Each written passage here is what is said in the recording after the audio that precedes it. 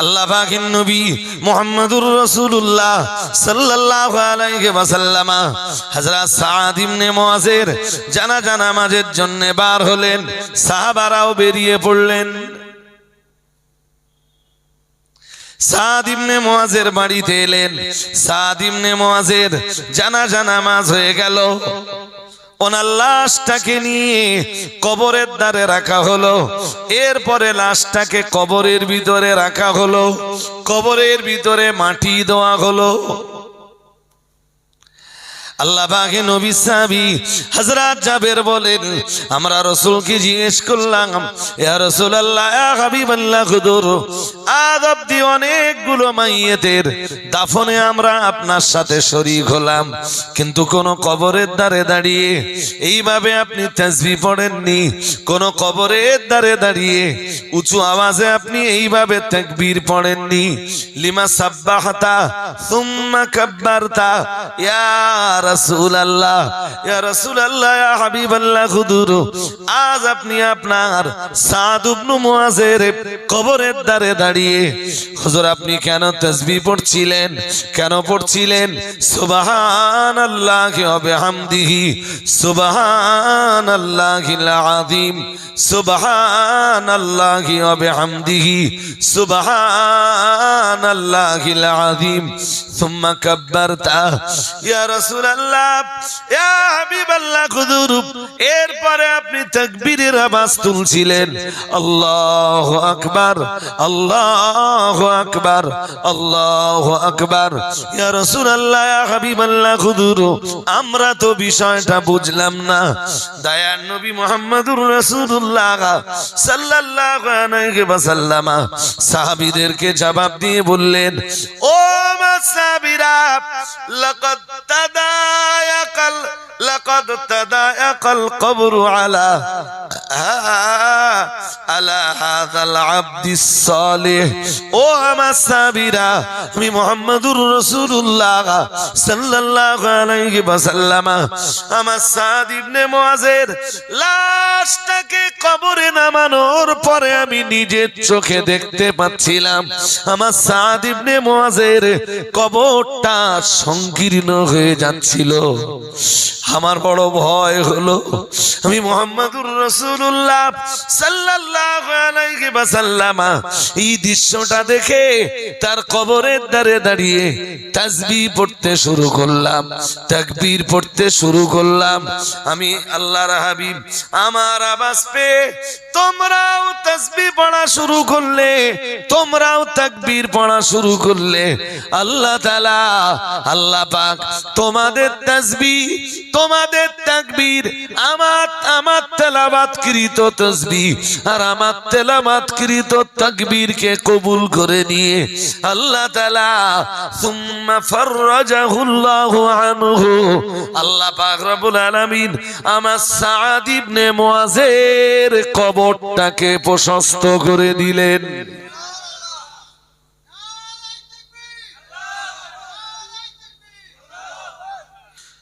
ওই তো সেই কবর যে কবরের ব্যাপারে রাসূলুল্লাহ জানিয়েছেন, আল কবরু রাউদাতুম মির রিয়াদিল জান্নাহ আও হুফরাতুম মিন হুফারিন নিরান ও কামা ক্বালা আলাইহিস সালাম। প্রিয় নবী আমার জানিয়েছেন, ও আমার সাহাবীরা মনে রাখো, ও আমার উম্মতিরা মনে রাখো, কবর হলো জান্নাতের বাগান সমূহের একটা বাগান।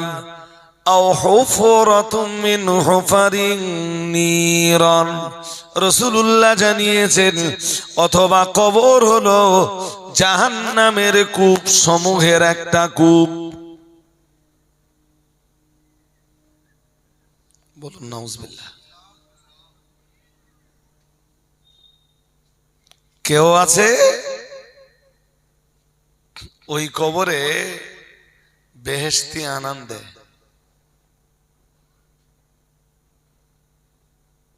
আর কেউ আছে ওই কবরে জাহান্নামের কূপে।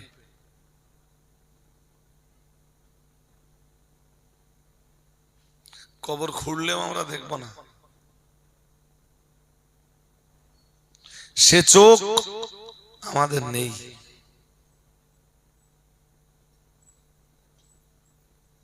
তা দেখবার যোগ্যতা আমাদের নেই।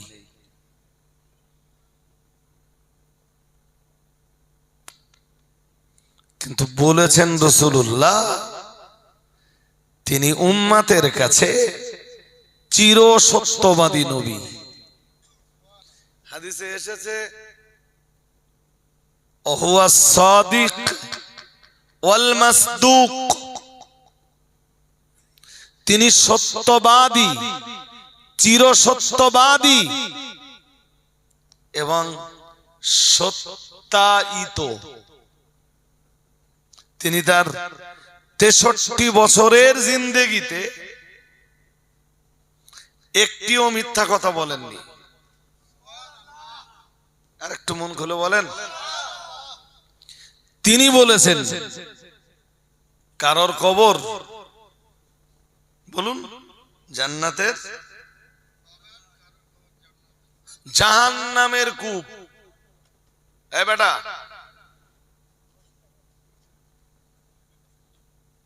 ছেলে তো আল্লাহ ভালো রাখেন।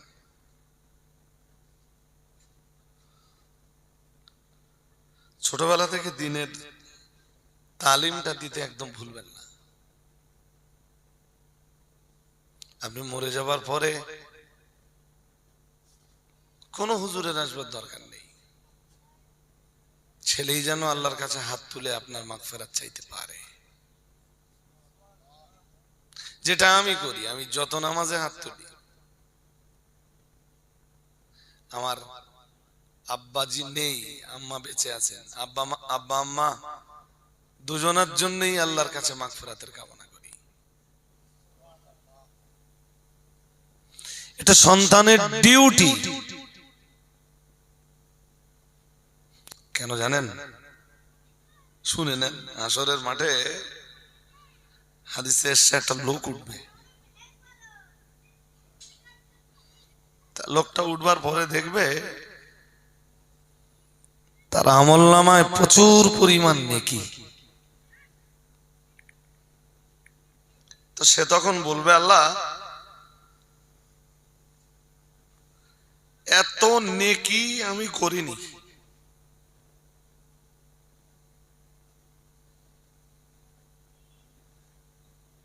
আল্লাহ এত নেকি আমার না। আল্লাহ পাক রব্বুল আলামিন বলবেন, ঠিক বলেছ বান্দা, এত নেকি তুমি দুনিয়ায় হাসিল করুনি, এত নেকি তুমি দুনিয়াতে কামাই করুনি বান্দা, কিন্তু আমি আল্লাহ পাক রব্বুল আলামিন বলছি, দুনিয়ায় তুমি একটা নেক সন্তান দেখে এসেছিলে।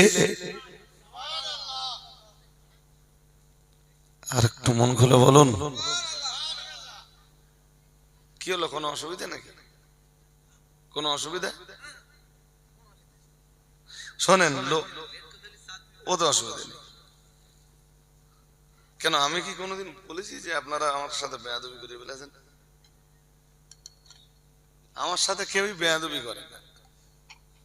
আর দুই একজন একটু উল্টো পাল্টা করে ফেললেও আমি আমার কিছু মনে করিনি। এটা ভালো না খারাপ? ভুল যদি কিছু হয় তো দেখেন, আমি মনের কথাটাই বলছি। মাঝে মাঝে তো এদের এনে ঠান্ডা হয়ে গেছে।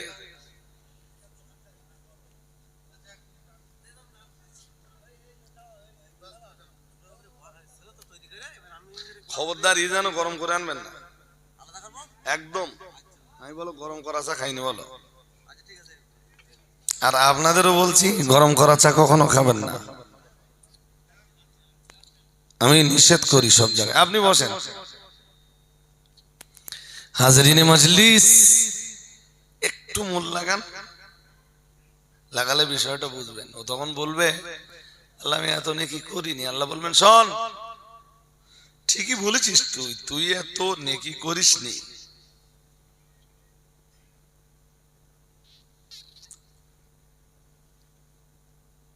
কিন্তু একটা নেক সন্তান পৃথিবীতে রেখে এসেছিলি।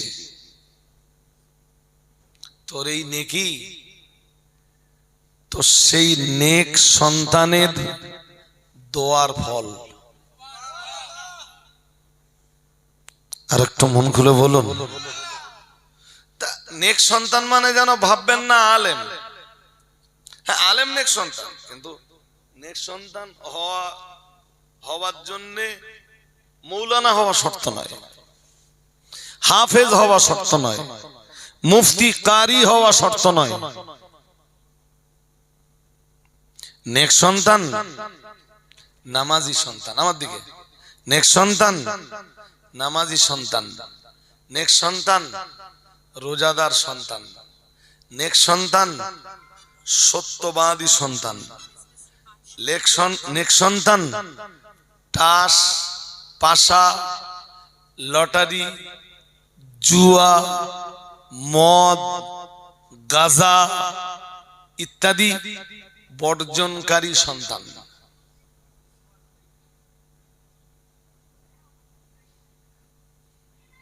বুঝেননি? ওই সন্তান নেক্সট সন্তান যে সন্তান পরস্ত্রীর দিকে কুনজরে তাকায় না, পরনারীর দিকে কুনজরে তাকায় না। ওই সন্তান নেক্সট সন্তান যে সন্তান হারাম উপার্জন করে না, যে সন্তান হারামের মাল ভক্ষণ করে না, যে সন্তান, ওই সন্তান নেক্সট সন্তান যে সন্তান কোরআন তেলাওয়াত করে, যে সন্তান তাসবিহ, তাহলিল, তাজকির নিয়ে ব্যস্ত থাকে, যে সন্তান খোদা ভীতি দিয়ে নিজের জীবনকে পরিচালনা করে, ওই সন্তান নেক্সট সন্তান। আলেম হাফেজ হয়ে কি হবে যদি সে নামাজ না পড়ে? আর বহু আলেম হাফেজ আছে নামাজ কালাম পড়ে না, এটা খবর রাখেন? হাফেজ কোরআনে, নামাজ যা দুই এক ওয়াক্ত পড়ে লোকের সামনে,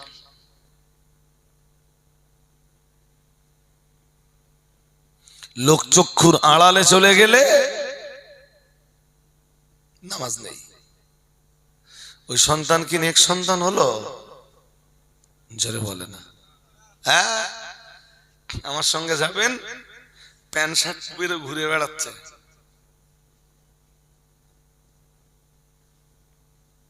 প্যান্ট শার্ট পরো বলো, আমি দেখাবো। ফজরের নামাজের আজান হওয়ার আগে উঠে যায় প্রতিদিন, ফজরের নামাজ বাকায়দা জামাতে পড়ে, মুখে দাড়ি নেই, মাথায় টুপি নেই, প্যান্ট শার্ট নেক টাই ইত্যাদি পরে ঘুরে বেড়াচ্ছে,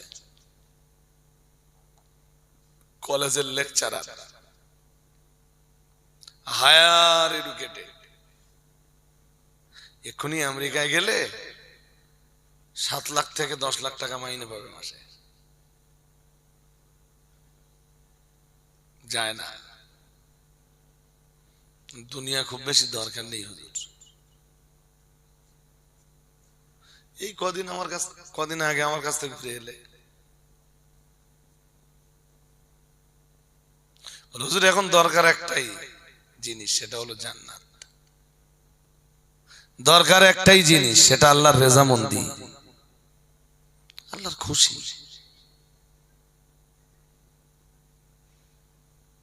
দুনিয়ার আনন্দ না, দুনিয়ার সুখ শান্তি না, দুনিয়ার আরামায়েশ না, টেন্ডেন্সিটা তার কোথায় পৌঁছে গেছে? আমার দরকার আল্লাহর রেজামন্দি। আল্লাহ আমার অনেক দিয়েছে, আর কি চাই? সুস্থ দেহ দিয়েছেন, এটাই তো অনেক।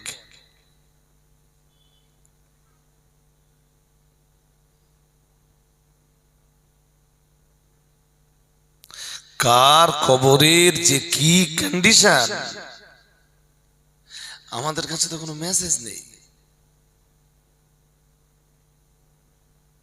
আছে কি?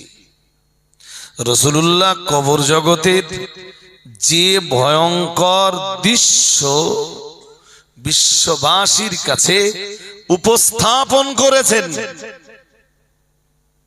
সে তো বর্ণনা করাও কঠিন।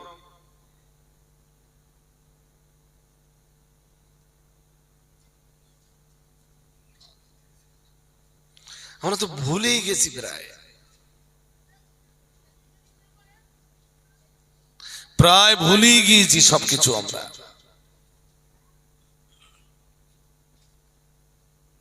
যে কোনো মানুষ মারা গেলে আমরা ওই কবরে রেখে আসি ওই পর্যন্ত।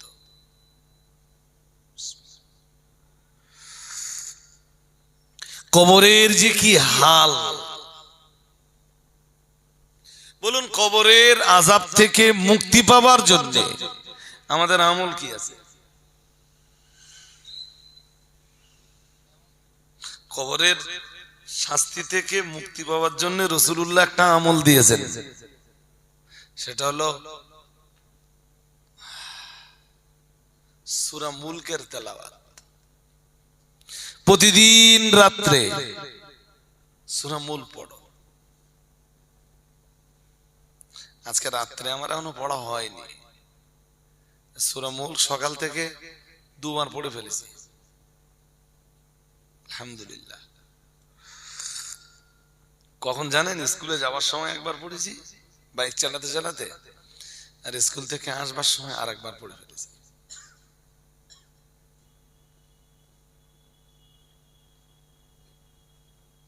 এই সূরাটা বেশি বেশি কেন পড়বেন? নবী এই সূরাটাকে বলেছেন সূরাতুল মানিয়া, অর্থাৎ এই সূরাটা কবরবাসীকে কবরের আযাব থেকে তাকে রক্ষা করে। কই সুবহানাল্লাহ বললেন? কই আর একটু মন খুলে বলেন কোন সূরা? না না, আপনি কবরে চলে গেলে আমি পড়ে দেব ওই ভরসা করবেন না। প্রতিদিন পড়তে হবে, ডেইলি পড়তে হবে, কন্টিনিউ করতে হবে। আপনি এই আমলটা নিয়ে কবরে গেলে আপনাকে আল্লাহ গোরের আযাব থেকে, কবরের আযাব থেকে মুক্তি দান করবেন। সুবহানাল্লাহ।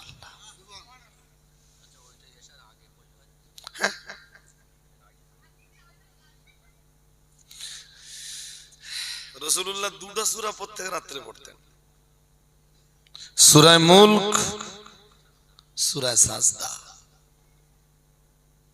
কি গো সূরা বলেন তো? মুলক আর সাজদা 21 পারায়, আর মুলক আপনি পড়তেও পারেন নাও পারেন, আপনার ইচ্ছা। তবে আমাকে ডেকে জিজ্ঞেস করলে আমি পরিষ্কার বলে দেবো যে আমি কিপালপুরের মানুষদের বলে এসেছিলাম। দক্ষিণ তো এটা, কিপালপুর পশ্চিম পাড়া, পরিষ্কার বলে দেবো। আল্লাহ ওরা আমার দাওয়াত করতো প্রতি বছর, আমি ওদেরকে সুপরামর্শটা দিয়েছিলাম। ওরা আমার কথা না নিলে আমি কি করতে পারি?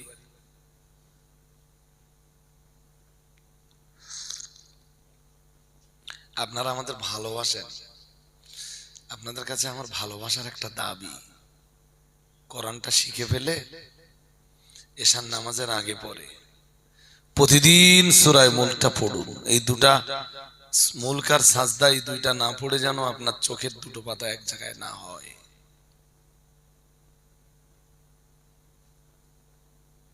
ইনশাআল্লাহ বলুন, আর একটু আওয়াজ দিয়ে বলুন না ইনশাআল্লাহ। শিখতে হবে আপনার।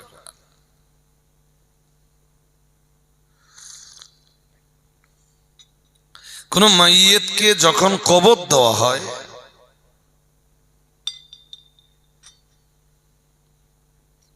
তারা কবর দিয়েতে চলে আসে। রাসূল বলেছেন যে যারা কবর দিতে এসেছিল ওরা এত দূর চলে যায় যে হাত্তা ইয়াসমা কারআ নিআলিহিম। রাসূলুল্লাহ বলেন যে ওই কবরবাসী যাকে এক্ষুনি কবরস্থ করা হয়েছে, ও তখনও যে লোকগুলো চলে যাচ্ছে এদের স্যান্ডেলের আওয়াজ শুনতে পায়।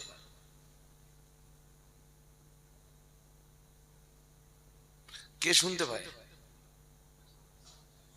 কোন কবরবাসী? এই যাকে এক্ষুনি কবরস্থ করলেন। আপনারা চলে যাচ্ছেন তো? হ্যাঁ না বল না। কবর হয়ে গেছে, কবরের উপরে বেল্লে পোতা হয়ে গেছে। কি বলে ওরা? বেল্লে বলে তো, খেজুরির ডাল কি বলে?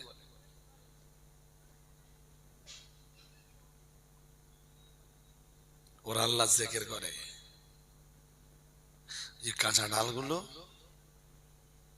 যতদিন ওরা শুকিয়ে না যায় ততদিন ওরা আল্লাহর জিকির করে। আর একটু ওই জিকিরে যদি আমার আল্লাহ কবরবাসীর উপর একটু দয়া করেন, তাই ওই খেজুরির ডালটা পুঁতে দেওয়া হয়।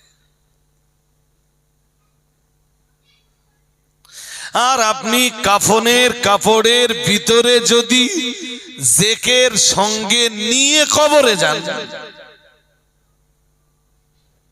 তাহলে কি আশা করা যায় না আল্লাহ আপনাকে নাজাত দিবেন?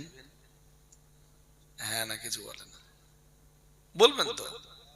কি আশা করা যায় না আল্লাহ আপনাকে নাজাত দিবেন?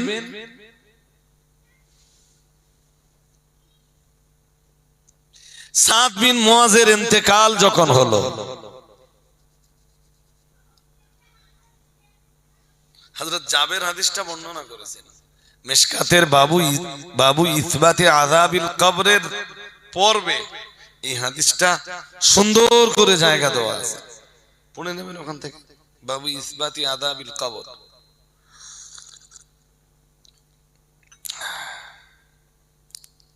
কি আছে জানেন? হযরত জাবের বলছেন, যখন মুআজ ইবনে জাবাল, না সাদ ইবনে মুআজের ইন্তেকাল হলো, তো রাসূল জানাজার জন্য বার হলেন। রাসূলুল্লাহ বেঁচে থাকতে, হায়াতে থাকতে আর জানাজার ইমামতি বা কে করবে? ঠিক না? হ্যাঁ না বলবেন তো? সবসময় আমরা চেষ্টা করি কি একটা ভালো লোক দিয়ে জানাজা পড়ানো। তো রাসূল হায়াতে আছেন, জানাজাটা কে বা পড়বে? আল্লাহ পাকের নবী মুহাম্মদুর রাসূলুল্লাহ সাল্লাল্লাহু আলাইহি ওয়াসাল্লাম হযরত সাদ ইবনে মুআজের জানাজা নামাজের জন্য বার হলেন, সাহাবারাও বেরিয়ে পড়লেন। সাদ ইবনে মুআজের বাড়িতে এলেন, সাদ ইবনে মুআজের জানাজা নামাজ হয়ে গেল। ওনার লাশটাকে নিয়ে কবরের ধারে রাখা হলো। এরপরে লাশটাকে কবরের ভিতরে রাখা হলো, কবরের ভিতরে মাটি দেওয়া হলো। আমাদের দেশে কবরের উপরে মাটি দেয়, আর সৌদিরা ওই যে গর্তটা খুঁড়েছে, গর্তটা পুরো ভর্তি করে দেয়, মানে লাশটা সাইডে। বুঝতে পারেননি? বুঝেছেন কি? লাশটা কি এই যে গর্তটা করলো, তো এবারে ভিতরে ঢুকে গেল। ওই লাশটা ভিতরে ঢুকিয়ে দিলে, দিয়ে গর্তটা মাটি দিয়ে বলেন হ্যাঁ ভর্তি করে দিল। তো সাদ ইবনে মুআজের কবর যখন ভর্তি করে দিল, কিসে জানেন? মাটি দিয়ে। রাসূলুল্লাহ তখনও কবরের ধারে দাঁড়িয়ে। কতটা ভাগ্যবান রাসূলের সাহাবী সাদ ইবনে মুআজ। রাসূল তার জানাজা পড়েছেন, তাকে কবরে নামানো হচ্ছে, রাসূল তার কবরের ধারে দাঁড়িয়ে। কবরে মাটি দেওয়া হয়ে গেল।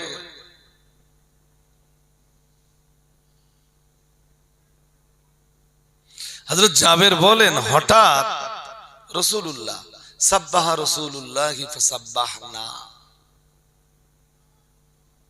খুব মন দিয়ে শোনেন। হঠাৎ আল্লাহ পাকের নবী তাসবিহ পড়তে লাগলেন, সুবহানাল্লাহি ওয়া বিহামদিহি সুবহানাল্লাহিল আযীম সুবহানাল্লাহি ওয়া বিহামদিহি সুবহানাল্লাহিল আযীম। আপনারা দুই একবার পড়েন, পড়লে তো খুব সওয়াব হবে। এই তাসবিহটা পড়লে বিপুল সওয়াব। কোন তাসবিহ?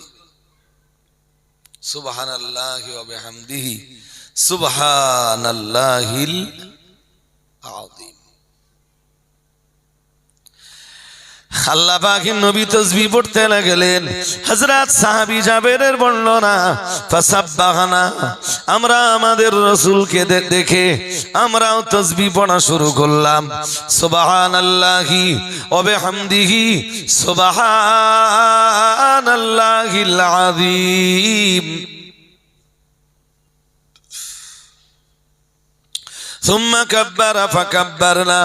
আল্লাহ পাকের নবী রাহমাতুল লিল আলামিন এরপরে উঁচু আওয়াজে তাকবীর পড়তে লাগলেন।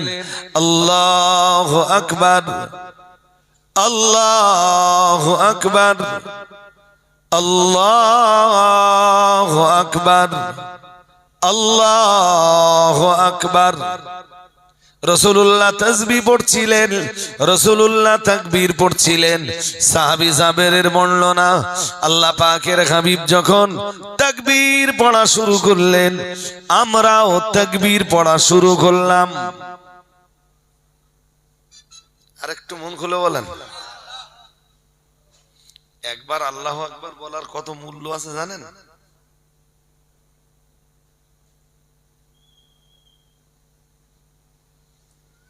জানেন? একটু এইটা নিয়ে ভেবে দেখেন। রাসূলুল্লাহ হঠাৎ তাসবিহ পড়ছিলেন, পড়তে পড়তে আবার তাকবীর শুরু করলেন। শুধু রাসূলের মুখে একটাই আওয়াজ, আল্লাহু আকবার। সবাই বলেন আল্লাহু আকবার, আল্লাহু আকবার, আল্লাহু আকবার। সাহাবী জাবের বলেন, আমরাও পড়া শুরু করলাম।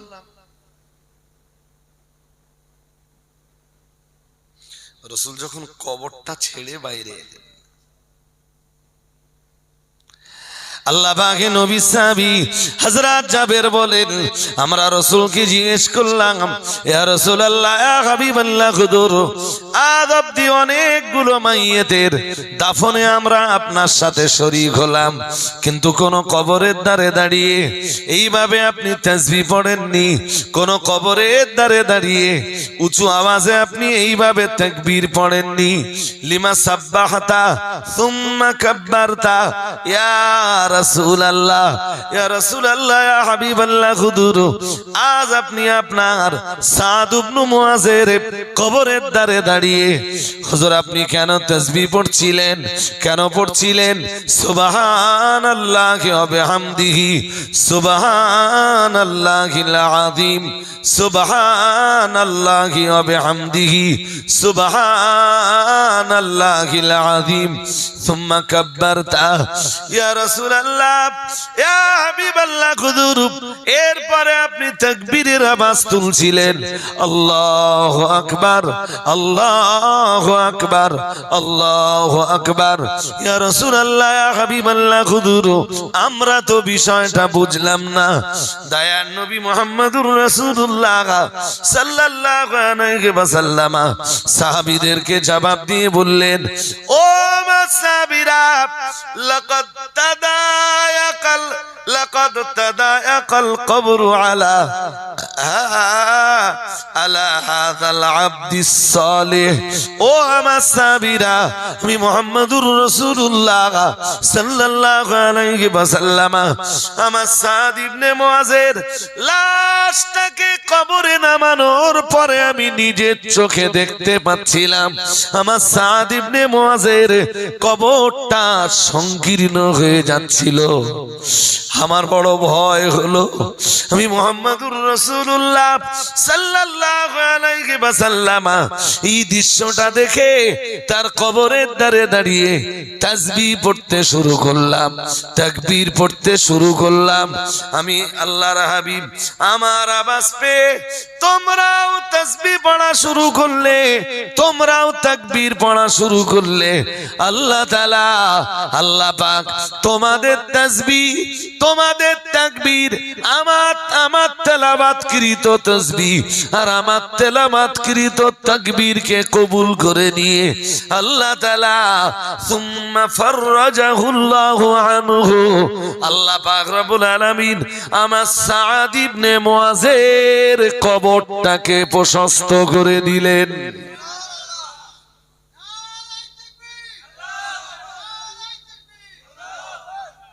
জানো তাকবীরের আওয়াজের কত বরকত? জানো তাসবিহের আওয়াজের কত বরকত?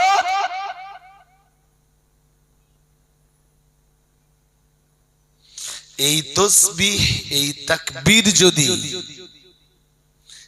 নিজে পড়ে, নিজে তেলাওয়াত করে কাফনের কাপড়ের ভিতরে নিয়ে কবরের ভিতরে যাওয়া যায়, ভালো হলো না?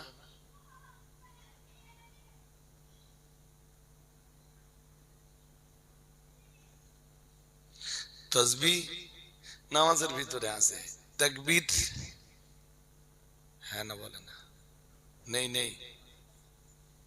আল্লাহু আকবার,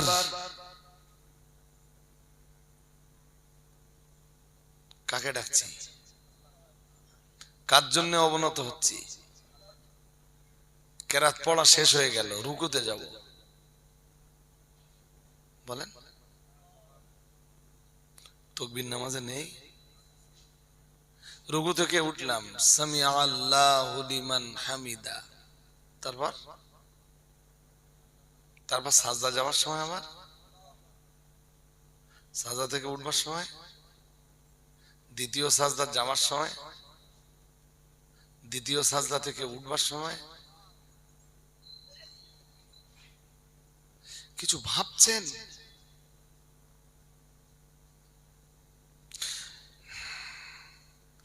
আল্লাহু আকবার, শুরু করলাম কি দিয়ে? তারপর আল্লাহু আকবার বলে তাহরিমাটা বেঁধে ফেললাম, তারপর সুবহানাকা আল্লাহুম্মা, আছে না নেই? কথা বলে না। এই তাসবিহ কার? জোরে বলে না। বলছি এই তাসবিহটা কার জন্য? এই গুণগান কার? আল্লাহ। রুকুতে গেলাম, রুকুতে যে পড়লাম সুবহানা রাব্বিয়াল আ'লা, রুকুতে যে পড়লাম সুবহানা রাব্বিয়াল আযীম, সাজদায় যে পড়লাম সুবহানা রাব্বিয়াল আ'লা। তাসবিহ কার জন্য? জোরে বলেন। নামাজের তাকবীরও আছে, তাসবিহও আছে, তাহমিদও আছে। জন সূরা ফাতিহা শুরু করছি, আলহামদুলিল্লাহি রাব্বিল আলামিন, এটা তাহমিদ। সুবহানাল্লাহ পড়েন, আর একটু মন খুলে বলেন। এরপরে বাইরে আপনি প্রতিদিন 100 বার করে, নামাজের বাইরে আর কি, সুবহানাল্লাহি ওয়া বিহামদিহি সুবহানাল্লাহিল আযীম, আর ওই পরিমাণ তাকবীর পড়ুন।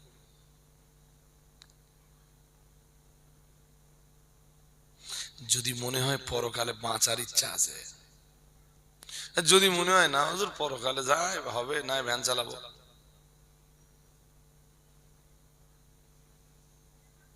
কে যে বলতো এই কথাটা, এলেমবাগ সাহেব মনে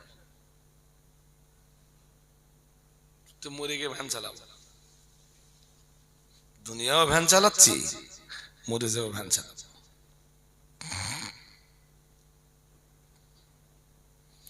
কিপালপুরের মানুষেরা, আপনারা আমাকে ভালোবাসেন, তাই ছোট ছোট ছোট ছোট কিছু পরামর্শ আপনাদের দিচ্ছি, ভালো পরামর্শ। নামাজের তাসবিহ গুলো কতক্ষণ পড়বেন জানেন? যতক্ষণ অন্তর ঠান্ডা না হয়, যতক্ষণ কালবে শান্তি অনুভূত না হয়,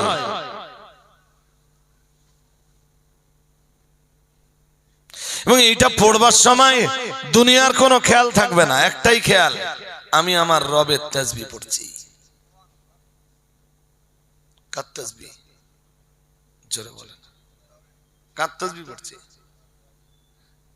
তাসবিহ পড়ছি মানে কি করছি জানো? আমি আমার মহান রবের পবিত্রতার ঘোষণা দিচ্ছি। আর একটু মন খুলে বলেন তাসবিহটা কি? এই যে পড়লেন সুবহানাল্লাহ, এটা কি? আল্লাহর পবিত্রতার ঘোষণা দেওয়া। আল্লাহর, আমার আল্লাহ খুব খুশি হয়। কতটা খুশি হয় একটা কথা একটু বলি। জুলাইখা যেদিন ইউসুফ আলাইহিস সালামকে ডাকলো, কোথায়? নিজের সাত দরজা।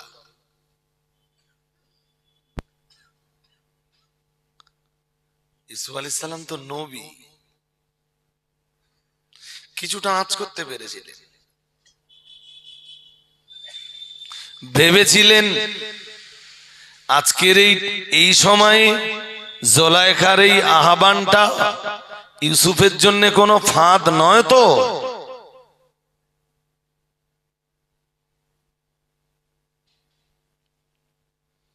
কিন্তু তাওয়াক্কাল তো আল্লাহ। ইউসুফ আলাইহিস সালাম আল্লাহর উপরে ভরসা করে বললেন, আল্লাহ, জুলাইখা যদি আমার জন্য কোন চক্রান্তের বেড়াজাল তৈরি করে থাকে, চক্রান্তের এই বেড়াজালগুলো তছনছ করে দেওয়ার দায়িত্ব আপনার।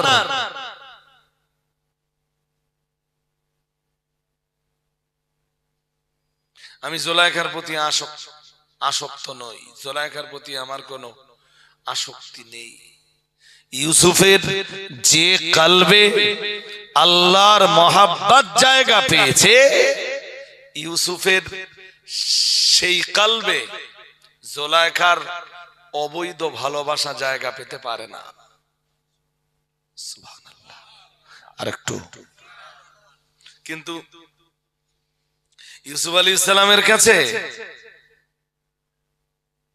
এই যে জুলাইখা ইউসুফ আলাইহিস সালামের কাছে মায়ের মতো। কিসের মতো? মিশরের রাজদরবারে যখন ইউসুফ আলাইহিস সালামের ঠাঁই হলো, একদিন ইউসুফকে তো জুলাইখা মাতৃত্বের ভূমিকা নিয়েই লালন পালন করলো, রাইট? হ্যাঁ না বলে না? বারবার মন বাইরে যাচ্ছে কেন? মন এক চিন্তা বাইরে দেয়। ইউসুফ আলাইহিস সালাম তো সিদ্ধান্ত নিয়েই ফেললেন যে আমাকে যিনি ডেকেছেন তিনি আমার মায়ের মতো। তাছাড়া জুলাইখা যদি কোনো চক্রান্তের ফাঁদ বানিয়ে থাকে, জুলাইখার এই চক্রান্ত থেকে আমাকে বাঁচানোর দায়িত্ব আমার আল্লাহর কুদরতি কবজায়। সুবহানাল্লাহ।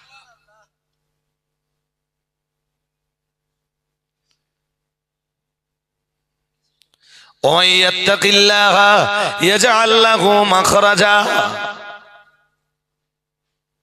মহান আল্লাহ জানিয়েছেন, ওয়া মান ইয়াত্তাকিল্লাহ। এই যে আয়াতটা শুনে নিতে হবে, 28 পারা সূরা তালাক থেকে পড়ছি, এদিকে মন দেন না। ওয়া মান ইয়াত্তাকিল্লাহ, মহান আল্লাহ জানিয়েছেন দুনিয়ার যে মানুষগুলো আল্লাহকে ভয় করে, ইয়াজআল লাহু মাখরাজা, মহান আল্লাহ জানিয়েছেন আল্লাহ পাক রব্বুল আলামিন তাদেরকে বিপদ থেকে বেরিয়ে আসবার রাস্তা তৈরি করে দেয়। আরেকটু মন খুলে বলেন, যে আল্লাহকে ভয় করে আল্লাহ তার বেরিয়ে আসবার রাস্তা তৈরি করে দেয়, বাইরে বার হবার রাস্তা তৈরি করে দেয়। সে জেলখানায় আছে, জেলখানা থেকে আল্লাহ তাকে বাইরে আসবার রাস্তা তৈরি করে দেয়।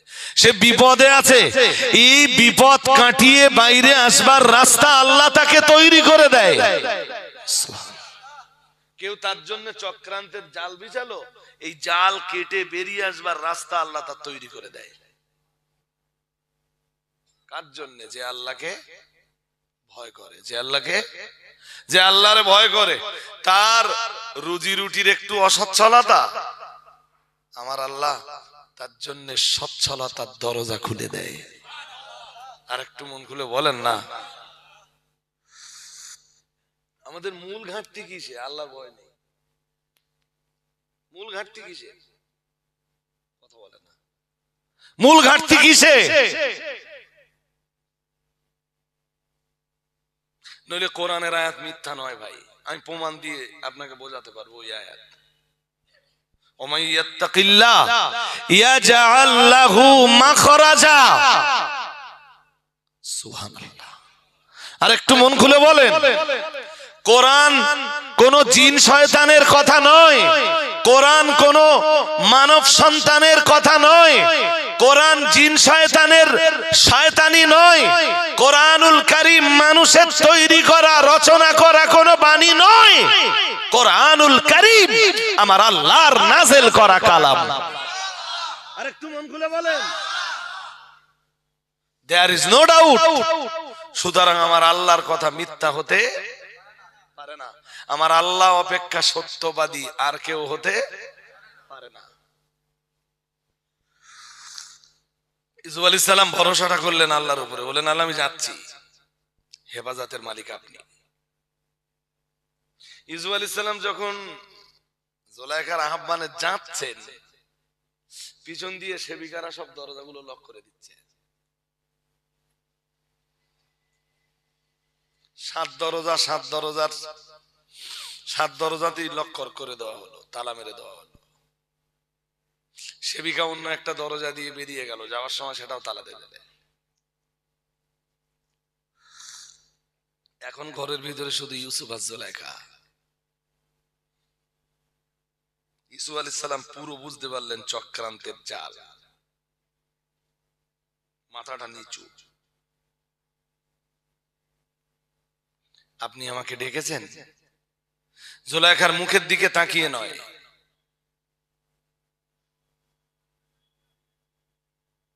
হ্যাঁ আমি তোকে ডেকেছি।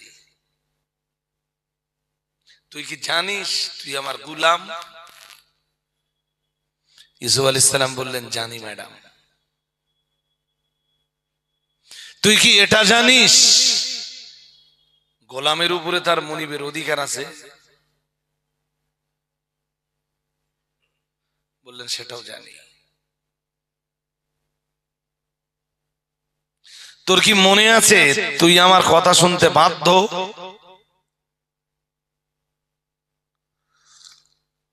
ইউসুফ আলাইহিস সালাম বললেন, আজ পর্যন্ত আমার থেকে কোনো অবাধ্যতা দেখেছেন কি?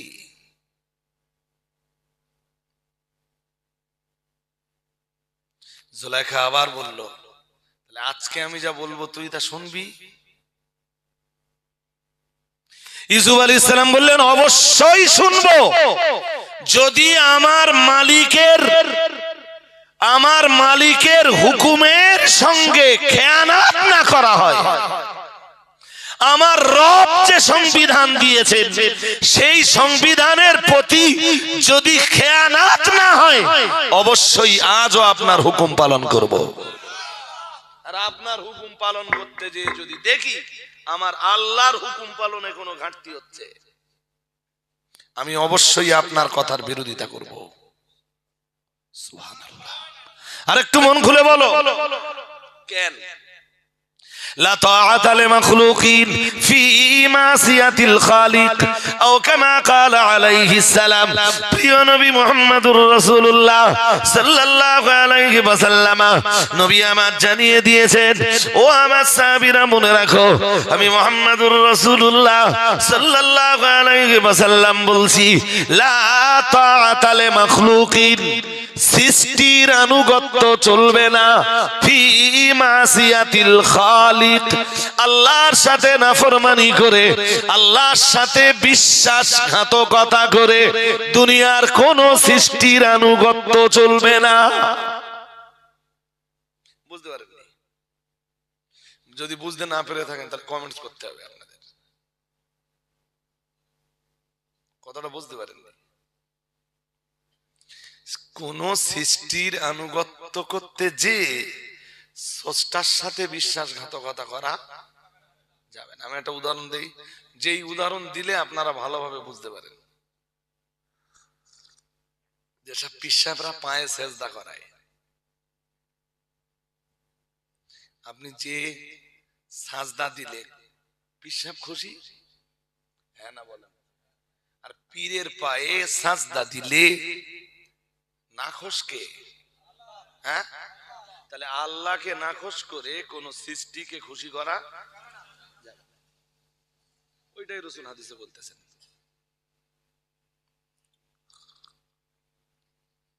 নতুন নতুন বিয়ে হয়েছে, হাড়োয়ার মেলা হচ্ছে, বউটারেও বিকেল বেলা ডেকে বলেছে, বলে দেখ আজকে না হাড়োয়ার মেলায় যাবো। বউটা নামাজ কালাম পড়ে, ও একটা ভালো পরিবারের মেয়ে। যদি বউটা স্বামীর কথা অনুযায়ী হাড়োয়ার মেলায় যায়, স্বামী খুশি। স্বামী নাখোশকে, জোরে বলে না, নাখোশকে আল্লাহ। গেলে স্বামী খুশি, আর না গেলে আল্লাহ খুশি। স্বামীকে খুশি করার জন্য মেলায় যে আল্লাহকে নাখোশ করা,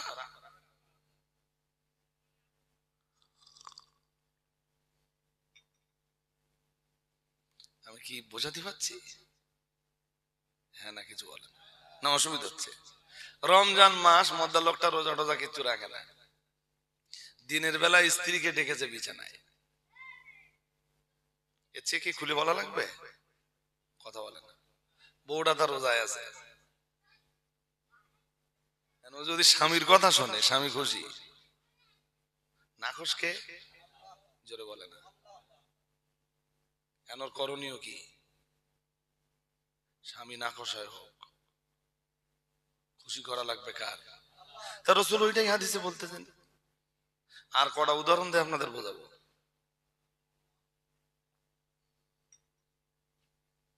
পঞ্চায়েত ভোটে পাড়ায়, পঞ্চায়েত ভোটের সময় পাড়ায় মদ বিতরণ করলে নেতা খুশি, নাখোশকে, জোরে বলে না। হয় না, কথা বলে না। ভোটের সময় মদ বিতরণ হয় না, হয়তো ইস ইস, নাখোশকে। আপনাদের রাসূল ওইটাই বলতেছে, লা তাআতা লি মাখলুক ফি মাসিয়াতিল খালিক। আমার আল্লাহর সাথে নাফরমানি করে কোন সৃষ্টিকে সন্তুষ্ট করা চলবে, জোরে বলেন। আর এক হাদিসে নবীজি বলেন, ইন্নামাত তাআতু ফিল মারুফ। সুবহানাল্লাহ। আল্লাহ পাকের হাবিব জানিয়েছেন, আনুগত্য শুধু ভালো কাজে। আনুগত্য কোন কাজে? ইউসুফ আলাইহিস সালাম বললেন, আমি আপনার কথা অবশ্যই মানব যদি আপনার হুকুম আমার রবের হুকুমের বিরুদ্ধে না যায়।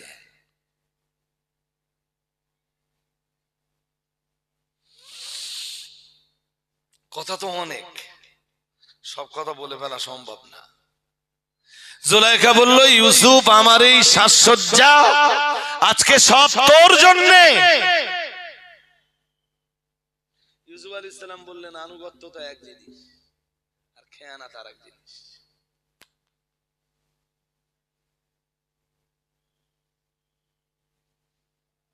প্রত্যেক স্ত্রী না তার স্বামীর আমানত, হ্যাঁ কিনা কিছু বলে না।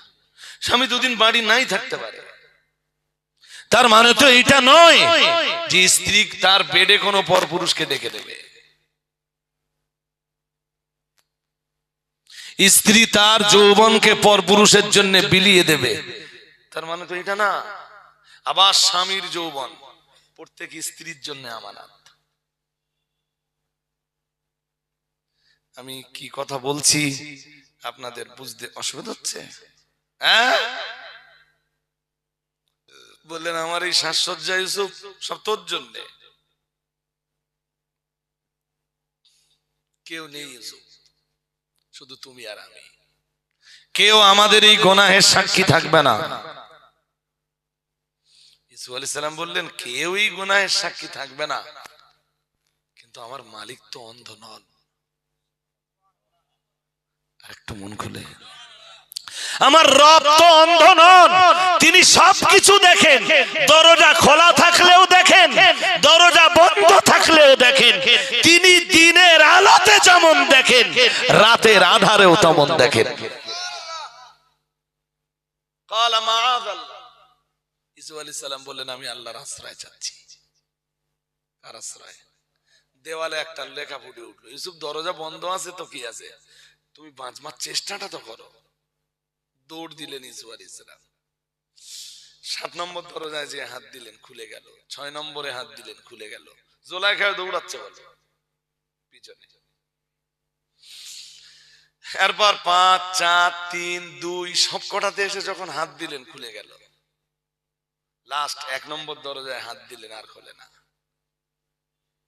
সব খেলা কার? কোন চাবি টাবি না বলে।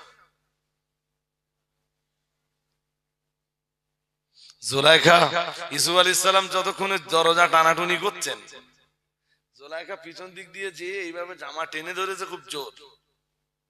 ইউসুফ টানতেছে সামনে, আর জুলাইখা টানতেছে জামার কি হবে। এই তো ভালোই বুঝতেছে, জামা গেল একটা পিছনতে ছিঁড়ে। ওদিকে মিশরের আজিজ এসে গেল। মিশরের আজিজ এসে বললো, এখানে কোনো একটা কেস তো আছে। কেসটা কি? জুলাইখা কি বলেছিল জানেন? জুলাইখা বলেছিল, বাড়ির যে গোলাম তার মনিবের স্ত্রীর ইজ্জত লুণ্ঠন করতে চায়, তার কি শাস্তি দেওয়া দরকার, আপনি সিদ্ধান্ত নেন। শুনছেন নাকি? আসলে দোষ কি ইউসুফের? কার দোষ? একদম শেষ কথাটা বলছি এবার। ইউসুফকে একটা সুযোগ দেওয়া হলো, বললো, ইউসুফ তোমার কোনো সাক্ষী? ইউসুফ আলাইহিস সালাম বললেন, প্রথম পর্যায়ে বললেন না, সাক্ষী নেই। পরে বললেন আছে। তাহলে আপনার বাড়ির একটা বাচ্চা, আত্মীয়ের বাচ্চা, বাচ্চা সাক্ষ্য দেবে? বলে ইয়েস। ইউসুফ তুমি আমার ধৈর্যের পরীক্ষা নিও না। বলে না, তাগাত করছি, বাচ্চাটা আনো। বাচ্চাটা আনা হলো। বাচ্চাটাই বললো, এই যে ইউসুফের জামা পরীক্ষা করে দেখেন, সামনের দিকে ছেঁড়া না পিছনের দিকে ছেঁড়া। যদি সামনে ছেঁড়া থাকে তাহলে আপনি মনে করবেন যে ইউসুফ জুলাইখারে ধরে ধস্তাধস্তি করছিল, জুলাইখা বাঁচবার চেষ্টা করতে যেয়ে ইউসুফের সামনের জামা ছিঁড়ে গেছে। শুনছেন নাকি? আর যদি পিছনের জামা ছেঁড়া থাকে তাহলে ইউসুফ বাঁচবার চেষ্টা করছিল, আর জুলাইখা জামা ধরে পিছন দিক দিয়ে টান দিচ্ছিল।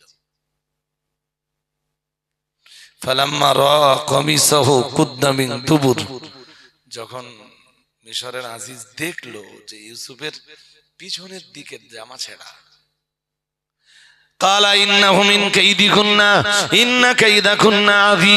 সঙ্গে সঙ্গে মিশরের আজিজ বলল, হে জুলাইখা, এটা তোমাদের মতো মেয়েদের চক্রান্ত, আর তোমাদের মতো মেয়েদের চক্রান্ত খুবই কঠিন। বলুন নাউজুবিল্লাহ। আরো জোর করে বলেন, ইউসুফ আরিদ আন হাযা ওয়াস্তাগফিরি লিযামবিক ইন্নাকি কুনতি মিনাল খাতিন। আর ইউসুফকে বলল, ইউসুফ আরিদ আন হাযা, ও ইউসুফ এটাকে তুমি ধৈর্য ধরো। কাউকে বলনি, তোমার আমার দুজনের সম্মান জড়িয়ে। ও তো এখন শয়তানের খেলায় মেতেছে, এতে তোমারও সম্মান জড়িয়ে, আমারও সম্মান জড়িয়ে। কাউকে বলনি ইউসুফ। সাক্ষীটা কে দিলে? এরপরেও তো ইউসুফকে জেলে যেতে হলো, ওই জুলাইখার চক্রান্তে। শয়তান যেখানে হেরে যায়, কিছু নারী আছে সেখানে জিতে যায়। বুঝেননি? বুঝেছেন? 7 বছর জেল খাটলেন। কেউ কেউ বলেছেন 14 বছর।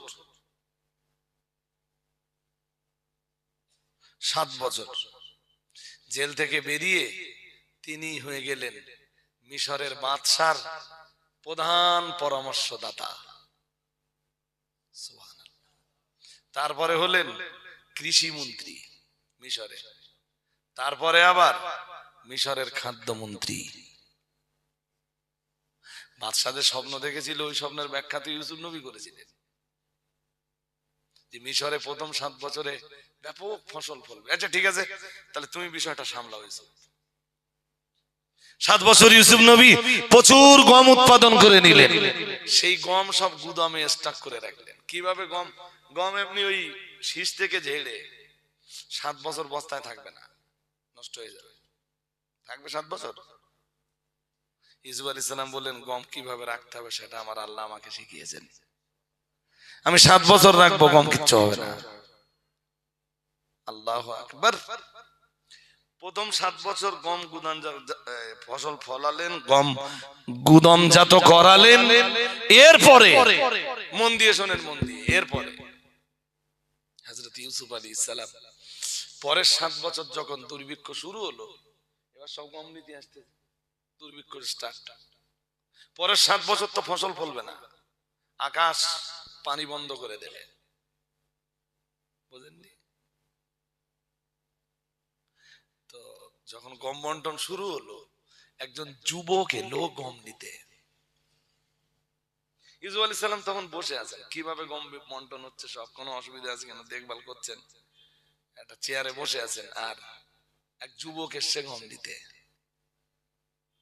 এসে বলছে, আতিনি মিম্মা আতাকাল্লাহ, আপনি আমাকে তা থেকে কিছু দেন যা আল্লাহ আপনাকে দিয়েছেন। ইউসুফ আলাইহিস সালাম বললেন, যাও সবাইকে যা দিচ্ছ এই যুবককে তাই দাও। সুবহানাল্লাহ। আরেকটু মন খুলে। যুবক ততটা পেল, ততটা গম নিল, নিয়ে বলল, কাল জিদনি, হুজুর আরেকটু দেন। বলল, আচ্ছা ওরে ডবল দাও। সুবহানাল্লাহ।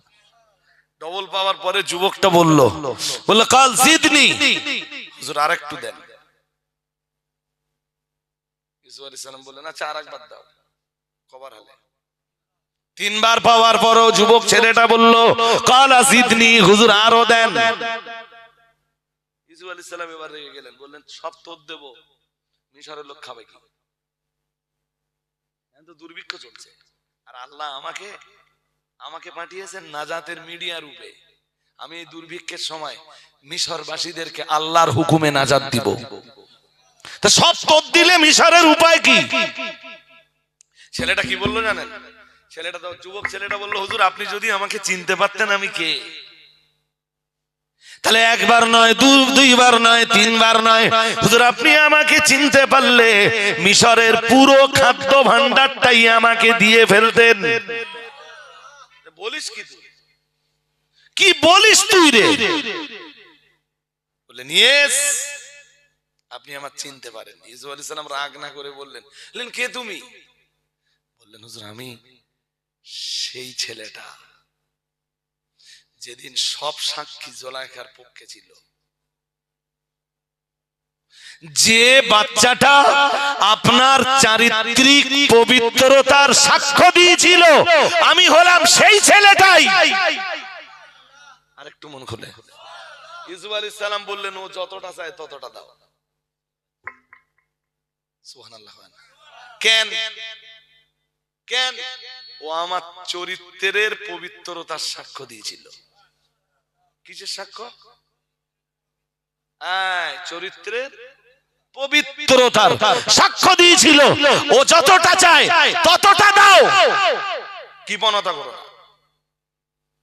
ছেলেটা চলে গেল, অনেক মাল নিয়ে চলে গেল।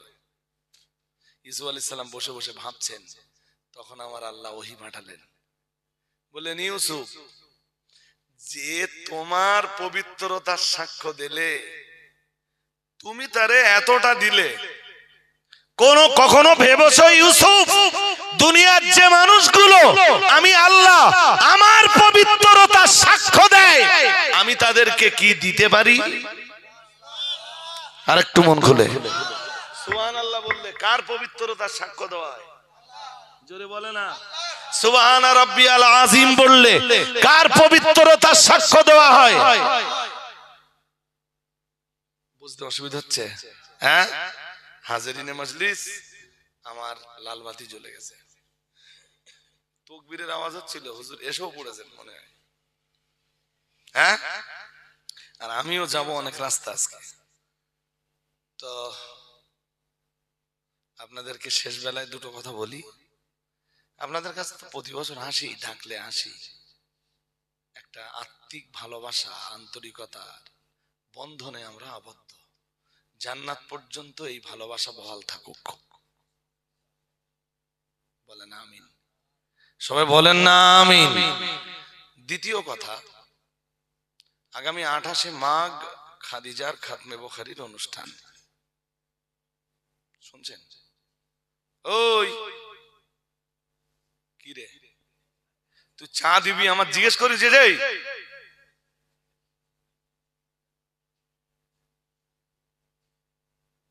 আমার জিজ্ঞেস করেছি যে হুজুর চা দেবো কিনা, চা নিয়ে এসছি।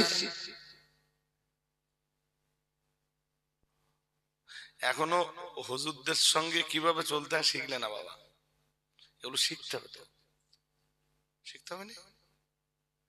চা দিতে গেলে হুজুরকে জিজ্ঞেস করতে হবে, হুজুর আমরা চা করেছি, দিতে পারি? মজলিসে যখন হুজুররা ওয়াজ করবে, হুজুর তখন বস। পরিষ্কার কথা বলছি, যে হুজুর যখন স্টেজে থাকবে সে তখন ক্যাপ্টেন, সে তখন হ্যাঁ এই পুরো দলের ক্যাপ্টেন। কমিটি বলেন, শ্রোতা বলেন, এলাকার মানুষ বলেন, সবার ক্যাপ্টেন তখন কে? সবার নেতা তো হুজুর তখন। অবশ্যই আমি স্টেজের থেকে নেমে যখন যাব তখন আমরা দুজন ভাই ভাই, নাকি না? অসুবিধা আছে? আমি যখন ছেলেপিলেদের স্কুলে বলি, যখন আমি পড়াবো তখন আমি হুজুর, আর যখন ক্লাস থেকে বেরিয়ে যাবো তখন আমরা ভাই ভাই, বন্ধু বন্ধু। তখন শাসাবো ক্লাসে গেলে, আর বাইরে এলে ওদের সাথে বন্ধুত্বের সম্পর্ক তৈরি করব। বুঝেননি? শাসন করার ক্ষমতা যদি থাকে হুজুরে নিয়ে আসেন। অনেক রাস্তা যেতে হবে আজকে, আমি এমনি ধরতে পারবো না। আমি যাবো রানাঘাট 12টায় টাইম, একদম দেরি করার না, যান হুজুরে নিয়ে আসেন। হাজরিনে মজলিস, তো বিদায় ঘন্টা আমার বেজে গেছে আলহামদুলিল্লাহ। আগামী 28শে মাঘ খাদিজা মাদ্রাসার বাৎসরিক ইসালে সওয়াবের মাহফিল, খতমে বুখারীর মাহফিল। শুনছেন নাকি? দাউদটা দিয়ে দেই, তাকবীরটা দেই। কতই মাঘ? বুধবার। আপনাদের কিপালপুরের লোকের দাওয়াত দিয়ে যাচ্ছি পশ্চিম পাড়ায়, আপনারা যাবেন, দুপুরবেলা খাওয়া দাওয়া করবেন ইনশাল্লাহ, ইনশাল্লাহ। আর সদস্য 80 হয়েছে, ওটা 100 পুরিয়ে দেবেন। হ্যাঁ 90 ছুঁই তাহলে যেন 100 পুরে যায় ইনশাল্লাহ। নারায়ে তাকবীর। আওলাদে মুজাদ্দিদুস জামান পিরজাদা আসিম বিল্লাহ সিদ্দিকী ওয়াল কুরাইশি হুজুর কিবলা, নারায়ে তাকবীর। দরুদ শরীফ পড়েন। আল্লাহুম্মা সাল্লি আলা। আসসালামু আলাইকুম।